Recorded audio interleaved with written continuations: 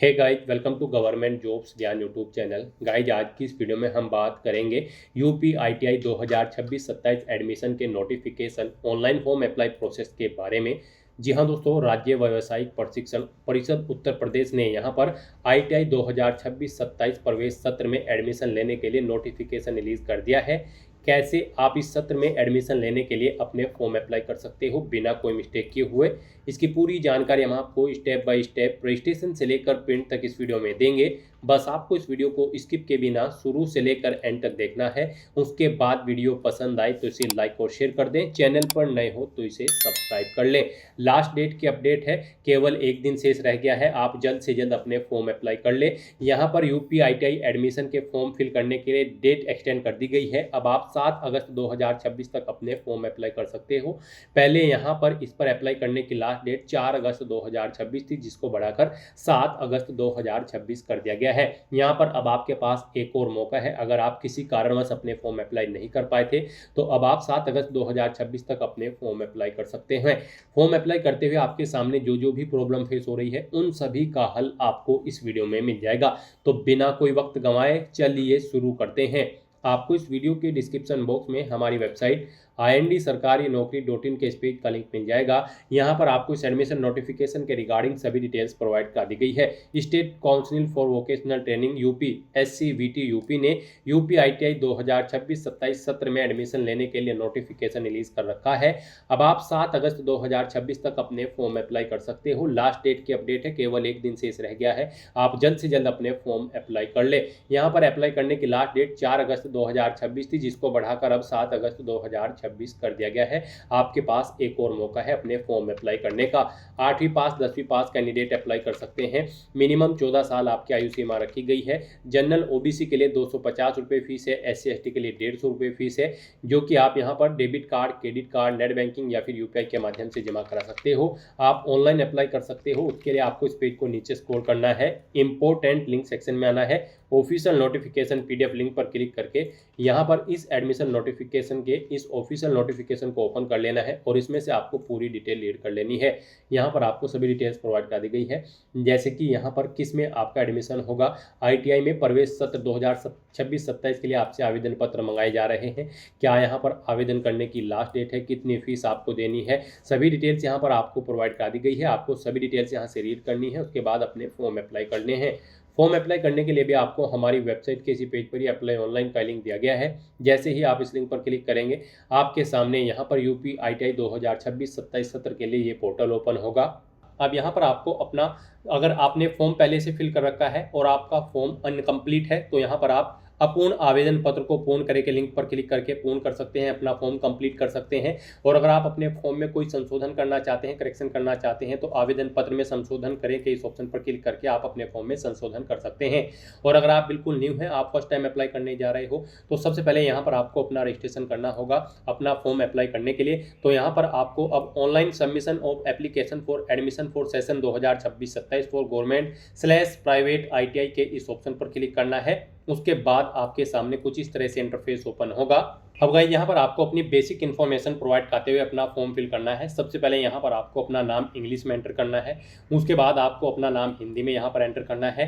हिंदी में एंटर करने के लिए आपको यहाँ पर गूगल इनपुट टूल का लिंक दिया गया है, आप इस पर क्लिक करें। उसके बाद आपको यहाँ पर ये टूल ओपन हो जाएगा।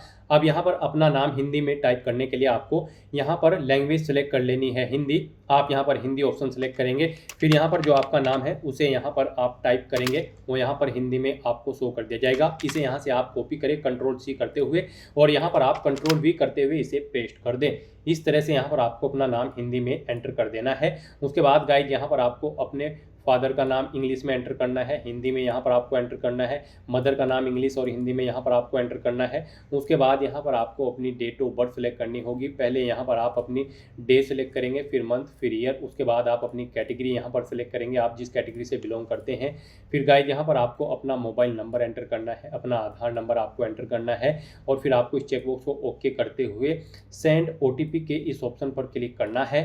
फिर यहाँ पर आपके मोबाइल नंबर पर एक OTP सबमिट किया गया है, वो OTP आपको यहाँ पर एंटर करना है और उसके बाद आपको वेरीफाई एंड प्रोसीड के इस ऑप्शन पर क्लिक करना है।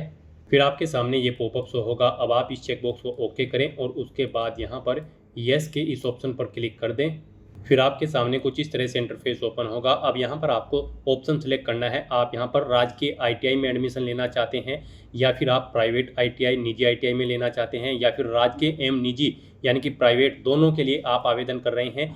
इनमें से आप किसके लिए आवेदन करना चाहते हैं वो ऑप्शन यहाँ पर आप सिलेक्ट करें, और उसके बाद गाइज फिर सबमिट के इस ऑप्शन पर क्लिक करें।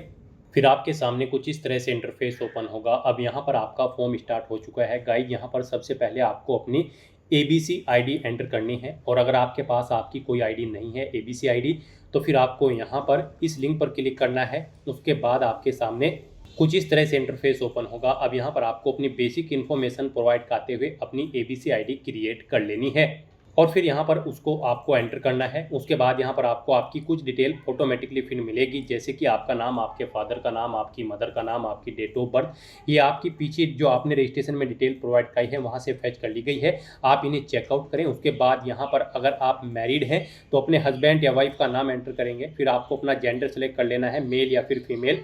फिर यहाँ पर आपको इस पेज को नीचे स्क्रॉल करना है। फिर यहाँ पर आपको आपकी कैटेगरी ऑटोमेटिकली फिर मिलेगी जो आपने रजिस्ट्रेशन में प्रोवाइड कराई थी।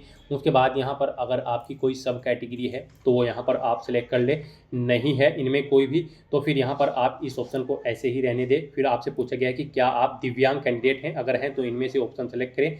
आपको किस प्रकार की दिव्यांगता है, नहीं है तो फिर यहाँ पर आप इसी ऑप्शन को सिलेक्ट रहने दें, यानी कि सिलेक्ट चेंज करके इसी ऑप्शन पर आप क्लिक रहने दें। उसके बाद आपसे पूछा गया है कि क्या आप माइनॉरिटी कैटेगरी के अंतर्गत आते हैं, अगर आते हैं तो इनमें से ऑप्शन सेलेक्ट करें, नहीं आते हैं तो NA ऑप्शन सेलेक्ट कर लें। फिर यहाँ पर आपको आपका आधार नंबर और मोबाइल नंबर ऑटोमेटिकली फिर मिलेगा आपके रजिस्ट्रेशन में जो आपने प्रोवाइड कराया था। उसके बाद यहाँ पर आपको अपनी ईमेल आईडी एंटर करनी है। फिर यहाँ पर आपको अपना मूल निवास स्थान सेलेक्ट कर लेना है, आप उत्तर प्रदेश से बिलोंग करते हैं या फिर किसी अन्य प्रदेश से। उसके बाद आपको अपना डिस्ट्रिक्ट सेलेक्ट करना है। फिर यहाँ पर आपको अपना तहसील सेलेक्ट करना है, अपना होम ब्लॉक आपको सेलेक्ट कर लेना है। तहसील के अकॉर्डिंग आपको लिस्ट शो कर दी जाएगी। और फिर गाइज यहाँ पर आपको अपना एड्रेस एंटर करना है। यहाँ पर आप अपना परमानेंट एड्रेस एंटर करें। उसके बाद यहाँ पर आप अपना कोरोस्पोंडेंस एड्रेस एंटर करें, और अगर आपका कोरोस्पोंडेंस एड्रेस आपके परमानेंट एड्रेस के अकॉर्डिंग सेम है तो आप सेम एज में इस चेकबॉक्स को ओके कर दें। ऑटोमेटिकली आपका कोरोस्पोंडेंस एड्रेस आपके परमानेंट एड्रेस के अकॉर्डिंग यहाँ पर फिल हो जाएगा। इस तरह से अपनी डिटेल प्रोवाइड करने के बाद फिर आपको save and go to next step के इस ऑप्शन पर क्लिक करना है। नेक्स्ट यहाँ पर आपको अपनी एजुकेशनल क्वालिफिकेशन की डिटेल प्रोवाइड करनी है। यहाँ पर यूपी ITI में एडमिशन लेने के लिए आपका 8वीं या फिर 10वीं क्लास पास आउट होना जरूरी है किसी वेल रिकॉग्नाइज्ड बोर्ड से। तो यहाँ पर अब आपसे पूछा गया है आपने 8वीं पास आउट कर रखी है, या फिर 10वीं भी पास आउट कर रखी है, या फिर आपने 10वीं विज्ञान एवं गणित विषयों के साथ पास आउट कर रखी है, 10वीं आपने उत्तीर्ण कर रखी है 10+2 व्यवस्था के अंतर्गत, और या फिर आपने 10वीं उत्तीर्ण कर रखी है विज्ञान एवं गणित विषयों के साथ साथ, अथवा उसी क्षेत्र में व्यावसायिक विषय के साथ उत्तीर्ण जिसमें विज्ञान एवं गणित भी सम्मिलित रहा हो। आप अपने अकॉर्डिंग यहाँ पर अपनी क्वालिफिकेशन का ऑप्शन सेलेक्ट कर लेंगे। यहाँ पर अगर आपने 10वीं सिंपली पास आउट कर रखी है तो आप 10वीं उत्तीर्ण अथवा उसके समकक्ष ऑप्शन सेलेक्ट कर लेंगे। तो इनमें से आप अपने अकॉर्डिंग अपनी क्वालिफिकेशन सेलेक्ट करेंगे, और फिर यहाँ पर अपनी क्वालिफिकेशन की डिटेल प्रोवाइड करेंगे। यहाँ पर आपको अपनी 8वीं और 10वीं क्लास की डिटेल देनी होगी।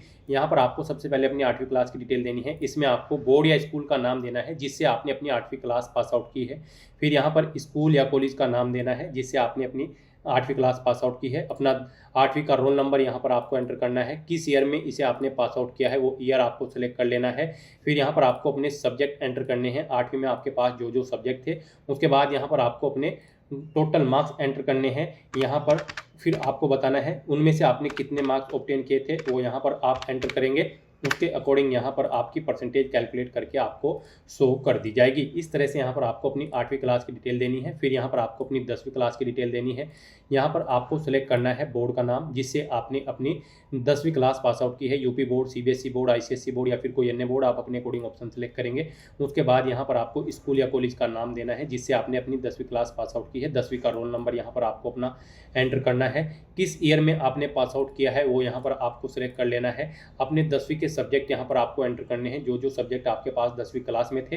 फिर गाइस यहाँ पर आपको बताना है टोटल मार्क्स कितने थे और उनमें से आपने कितने ऑब्टेन किए हैं वो यहाँ पर आपको एंटर कर देने हैं। इनके अकॉर्डिंग आपकी परसेंटेज यहाँ पर कैलकुलेट करके आपको शो कर दी जाएगी। अगर आपने यहाँ पर सीबीएसई या फिर आईसीएसई बोर्ड से कर रखी है तो फिर यहाँ पर आपको अपना सीजीपीए कैलकुलेट करके अपनी परसेंटेज एंटर करनी होगी। उसके बाद यहाँ पर अगर आपके पास 10वीं क्लास में मैथमेटिक्स और साइंस सब्जेक्ट थे तो उनके भी मार्क्स की डिटेल यहाँ पर आपको एंटर करनी होगी। यहाँ पर आपको टोटल मार्क्स एंटर करने होंगे, उनमें से आपने कितने ऑब्टेन किए हैं वो आपको एंटर करने होंगे। यहाँ पर आपकी परसेंटेज इन मार्क्स के अकॉर्डिंग कैलकुलेट करके आपको शो कर दी जाएगी। यहाँ पर अगर आप लास्ट का ऑप्शन सेलेक्ट करेंगे या फिर ये ऑप्शन थर्ड ऑप्शन सेलेक्ट करेंगे, 10वीं आपने विज्ञान एवं गणित विषयों के साथ यहाँ पर कर रखी है तो आपको ये ऑप्शन इनेबल कर दिए जाएंगे और यहाँ पर आपको अपने मैथ और साइंस सब्जेक्ट के मार्क्स की डिटेल प्रोवाइड कर देनी होगी। इस तरह से यहाँ पर आपको अपनी एजुकेशनल क्वालिफिकेशन की डिटेल देनी है। फिर यहाँ पर अगर आपने पहले भी किसी आईटीआई ट्रेड में आईटीआई कर रखी है, यानी कि किसी अन्य ट्रेड में यहाँ पर आप जिस ट्रेड के लिए अप्लाई करने जा रहे हैं उससे किसी अन्य ट्रेड में आपने अपनी पहले भी आईटीआई कर रखी है तो उसकी डिटेल यहाँ पर आप प्रोवाइड कर सकते हैं। आपको नाम देना होगा प्रीवियस आईटीआई का जिससे आपने अपनी आईटीआई कर रखी है किसी ट्रेड में, और फिर यहाँ पर आपको प्रीवियस आईटीआई की ट्रेड का नाम देना होगा, किस ट्रेड में आपने अपनी आईटीआई कर रखी है। और अगर आपने पहले यहाँ पर कोई आईटीआई नहीं कर रखी है तो इन कॉलम्स को आप खाली छोड़ देंगे। उसके बाद यहाँ पर आपसे पूछा गया है कि क्या आप राज्य स्तरीय खिलाड़ी हैं, अगर हैं तो इस चेकबॉक्स को ओके करेंगे, नहीं है तो इसे अनचेक रहने देंगे। आपने व्यावसायिक शिक्षा, कौशल विकास एवं उद्यमशीलता विभाग उत्तर प्रदेश के नियमित सेवानिवृत्त कार्मिक के पुत्र या पुत्री या फिर पति पत्नी है तो इस ऑप्शन को सिलेक्ट करेंगे, नहीं तो इसे अनचेक रहने देंगे।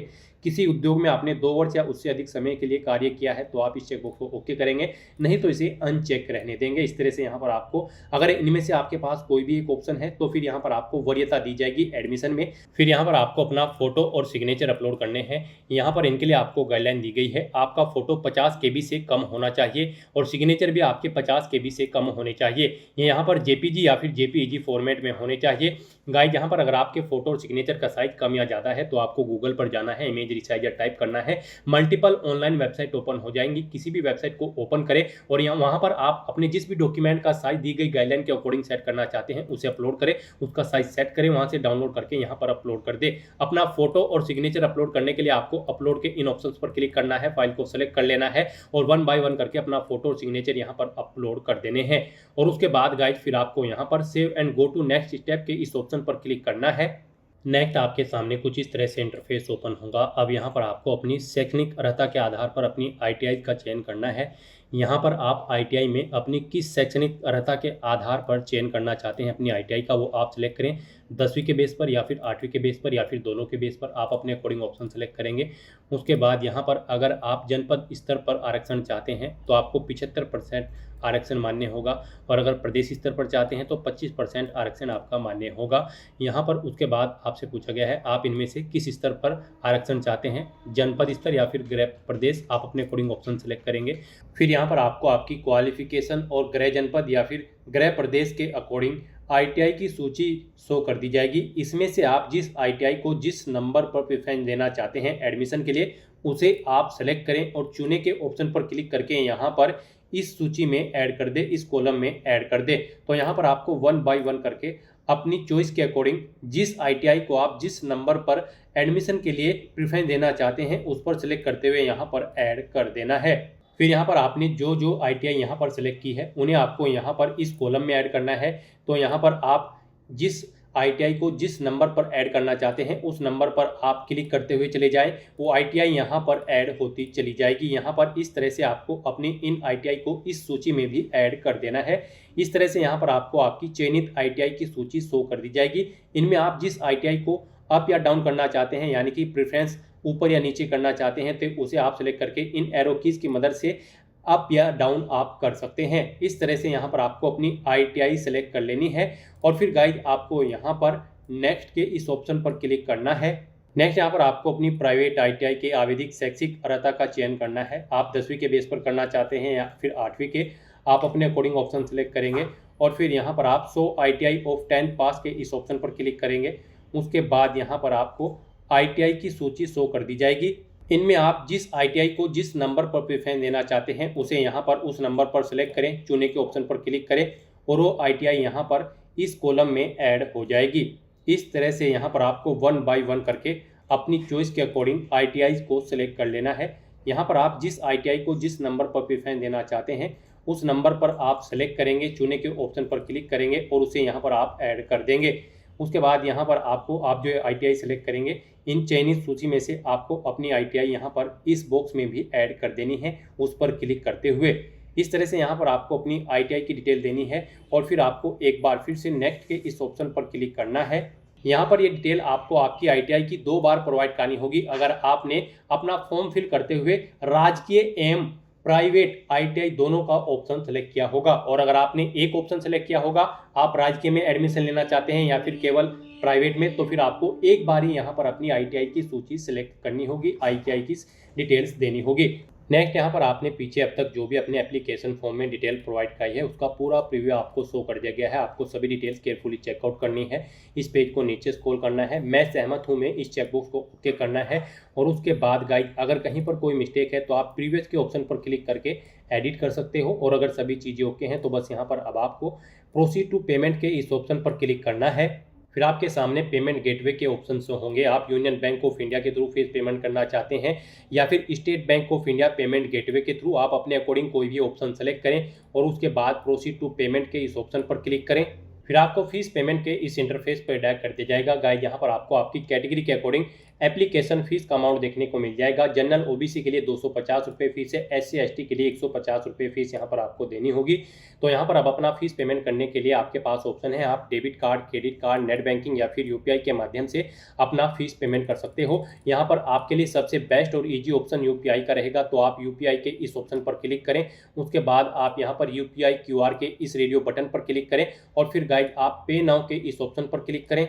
फिर आपके सामने ये QR कोड शो होगा, आप इसे अपने UPI से स्कैन करें और अपना फीस पेमेंट कर दें।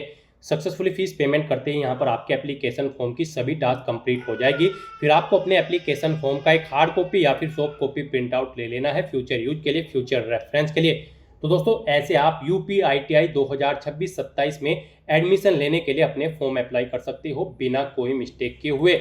आज की इस वीडियो में बस इतना ही। आई होप ये वीडियो आपको पसंद आई होगी। अगर पसंद आई हो तो इसे लाइक और शेयर करें। चैनल पर नए हो तो इसे सब्सक्राइब कर लें। Thanks for watching.